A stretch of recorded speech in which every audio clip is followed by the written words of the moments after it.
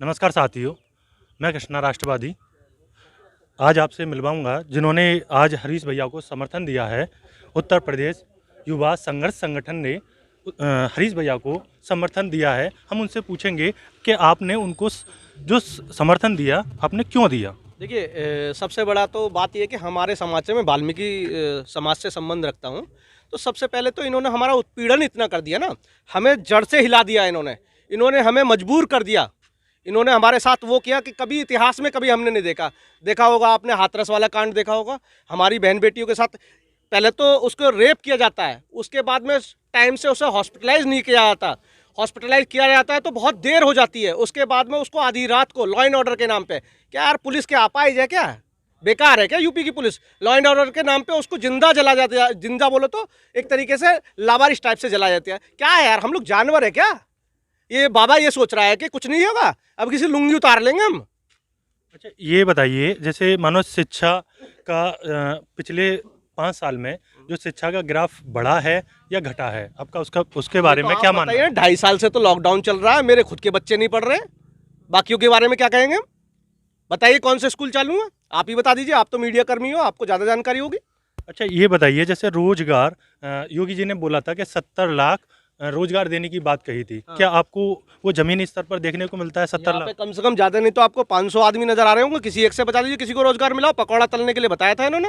आप यहाँ पर जो समर्थन देने के लिए आए थे वो कितने लोगों के साथ में आए थे? पूरी टीम है, हमारे सभी लोग हैं, जितने भी आपको नजर आ रहे हैं। लगभग संख्या कितनी होगी? करीब है 400-500 आदमी तो हैं तकरीबन। जैसे सरकार का मानना है कि उन्होंने किसानों को सम्मान निधि में 2-2 हज़ार रुपये महीने दिए 2 महीने के बाद, और रोजगार पर भी अच्छा कार्य किया। अच्छा, एक सवाल और मैं आपसे पूछा जाऊंगा, जैसे किसान आंदोलन हुआ उसमें सरकार ने 12 महीने लगा दिए उनकी सुनवाई करने में, उन्होंने इतना वक्त क्यों लगा दिया? देखिए, पहला नंबर तो किसानों के लिए 1 मिनट नहीं लगाना चाहिए था उन्हें। 1 हफ्ता भी आंदोलन नहीं होना चाहिए। तुरंत ऐसा कोई प्रस्ताव देना चाहिए था, किसानों को पहले उनको खुश किया जाए, उनकी बातों को सुना जाए। किसान बोले तो हमारा देश किसान प्रधान है, उनको आतंकवादी कहा गया, पाकिस्तानी कहा गया, खालिस्तानी कहा गया, ये तो अपमान है। मैं भी तो किसान हूँ, किसान नहीं हूँ तो किसी से जुड़ा हुआ हूँ। लेकिन वाल्मीकि समाज तो काफ़ी बीजेपी का भक्त रहा है। इस बार आप इस तरीके से कैसे पाला बदला है? पिछली बार जो इलेक्शन हुए थे उसमें पूरी तरह से बीजेपी का समर्थन किया था, और इस बार सपा का समर्थन ऐसे क्या? सपा की नीति हमें लगता है अखिलेश भैया ने हमारे समाज को आश्वस्त किया हुआ है, और अखिलेश भैया का कहना है कि वाल्मीकि समाज के लिए हमारी सरकार में ऐसा कुछ नहीं होगा जैसे कि बीजेपी में प्रताड़ना हुई है हमारी। और बीजेपी को तो हम जड़ से ख़त्म चाहते हैं जी, जीरो पे आउट करना चाहते हैं उसको। आपको लगता है कि इस समय जो एससी समाज है और एसटी और ओबीसी समाज है वो जाग रहा है और एकजुट हो रहा है? हाँ, बिल्कुल एकजुट है। देखिए 85% हमारा, 15 में बंटवारा।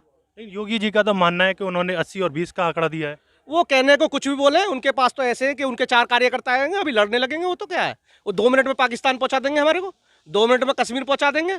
हमें अब विकास चाहिए, शिक्षा चाहिए, एजुकेशन चाहिए और समानता चाहिए। अच्छा, ये बात बताइए, जैसे अभी हाल ही में जब 2014 का चुनाव हुआ था तो मोदी जी ने बोला था धर्म खतरे में है।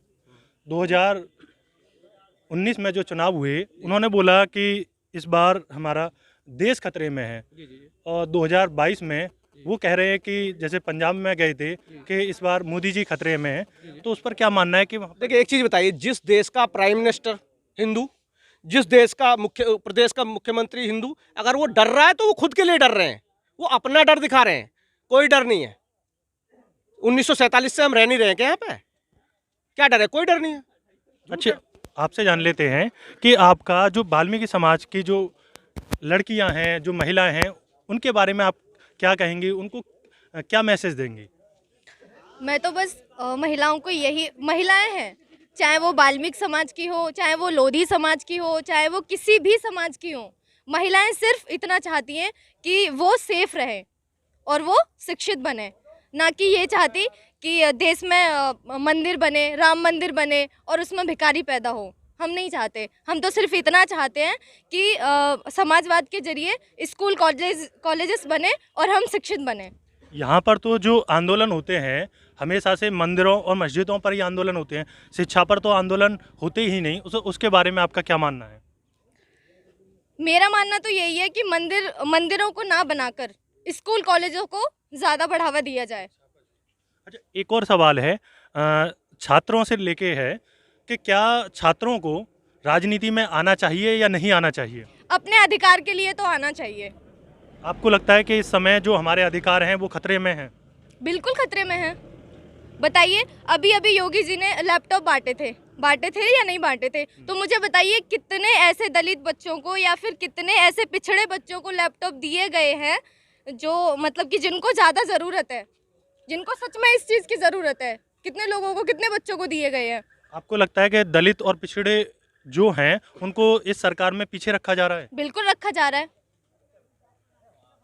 आपका ऐसा एक एग्जाम्पल बताइए जहाँ पर मतलब इस तरीके से कुछ घटनाएं हो रही हों या कुछ जहाँ पर लगता हो कि इनको दलित, क्योंकि योगी जी तो खुद दलितों के वहाँ पर जाकर खाना भी खा रहे हैं, तो देखिए, दलितों के घर पर, दलितों की थाली में, दलितों के साथ खाने से कुछ नहीं होगा।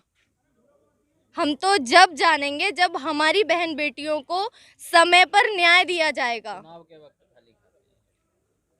चुनाव के टाइम आप हमारे घर पे आ रहे हो, हमारी थालियों में खाना खा रहे हो, तो क्या जाहिर करना चाह रहे हो? हम इंसान नहीं है?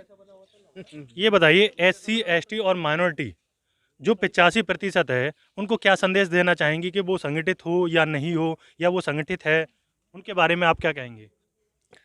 संगठित हो, एकजुट बनाए अपना।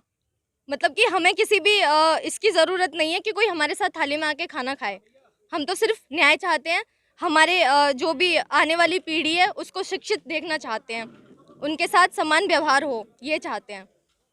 तो आपने यहाँ पर जैसे डिवाई विधानसभा में आके हरीश भैया को समर्थन दिया, आप उनको अच्छा प्रत्याशी कैसे कहेंगे कि वो अच्छे प्रत्याशी हैं? आपने उनको समर्थन दिया इस बार, उन क्या मतलब विश्वास लेकर आए थे आप? बुलंदशहर से आप आए हैं।